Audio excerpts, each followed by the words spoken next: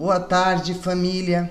Vamos para o nosso bate-papo sobre o livro do Alexandre Costa, Bem-vindo ao Hospício, segunda parte. Pois é, vamos lá.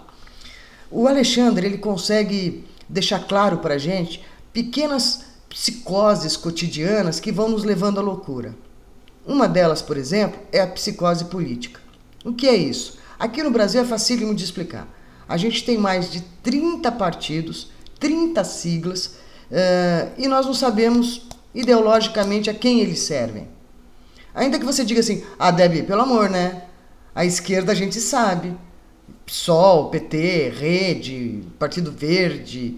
Não, gente, não. O PSOL, por exemplo, chama-se Partido Socialismo e Liberdade. Vocês sabem que disso eu entendo, né? E o Partido Socialismo e Liberdade atuou de forma enlouquecida para que fosse aprovado um marco civil da internet.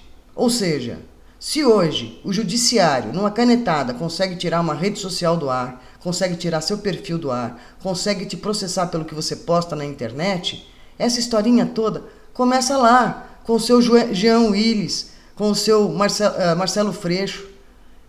Esses caras é que atuaram para que fosse aprovado o Marco Civil da internet, porque era uma terra sem lei, o que era uma mentira, porque tudo que acontecia na internet já estava previsto na Constituição e nos códigos penais. Bom, existe uma outra psicose que a gente poderia chamar aqui, que é a psicose econômica. O que é isso? Você está careca de ouvir que tudo é culpa do capitalismo. Tudo.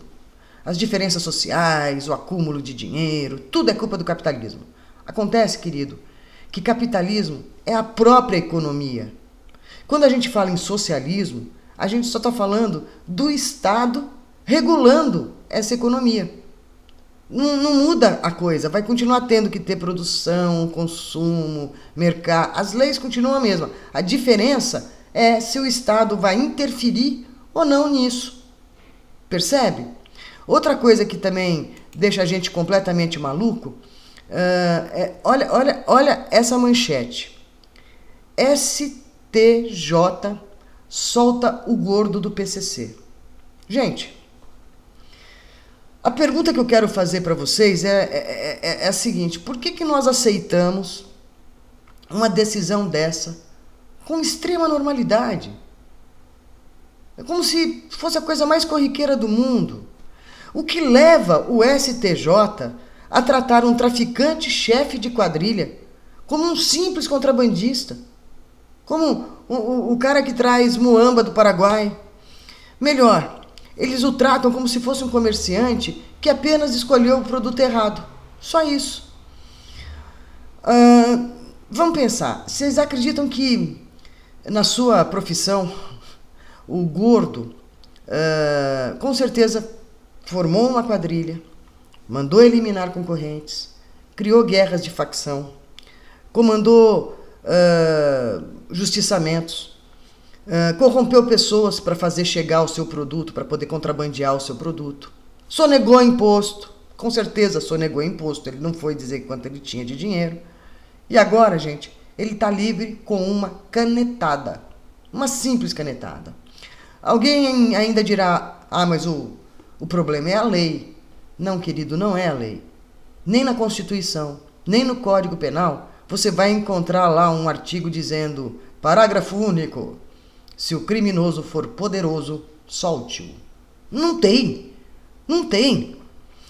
O Bruno Garchagen, ele escreveu um livro, um livro titulado Pare de Acreditar no Governo. E o subtítulo é maravilhoso. Por que os brasileiros amam o Estado e odeiam os políticos? Eu vivo em uma cidade em que o sonho de todos eles, de toda a população aqui, é prestar um concurso público e trabalhar para o governo. Todos. O problema é que quando eles conseguem, que eu acho justo, é um direito de cada um, mas quando eles conseguem, eles não entregam apenas a capacidade criativa, a força de trabalho deles. Não, gente. Eles entregam a própria alma. Eles ficam num medo de perder esse emprego, que é um negócio absurdo. Então, pra vocês terem uma ideia, esse ano Por um breve período, eu tive, junto com mais 2 amigos, um programa numa rádio, ok? Esse programa ele era focado em notícias e opiniões. Nós éramos 3 na bancada. Os outros 2 participantes tinham como principal atividade seu trabalho no governo aqui. Um trabalhava na Assembleia Legislativa, o outro numa secretaria. Eles eram funcionários públicos. E todas as opiniões pessoais que eles emitiam estavam em consonância com o que dizia o governo. Não tinha como. A gente quebrava o maior pau nos bastidores depois, porque eu não rezava cartilha, eu não ficava ali adulando deputado, vereador, nada disso. E eles ficavam naqueles rapapés, autoridade, instituição, e eu um pouco me lixando para isso, né? Bom, tá certo. Quem paga a banda escolhe a música, a gente pode até entender isso sem nenhum problema. A questão é que o governo não era o patrocinador do programa. Se fosse, a gente estava com o programa no ar até hoje, a gente parou por falta de patrocínio. Então eles abriram mão da verdade, fugiram do debate de assuntos importantes, deram duplos twists escarpados, retóricos, para poder defender a narrativa que era aprovada pelo governo e pelas instituições de graça. De graça. E isso nos leva a uma certeza. Quando a gente abre mão da verdade, a gente perde todos os outros valores.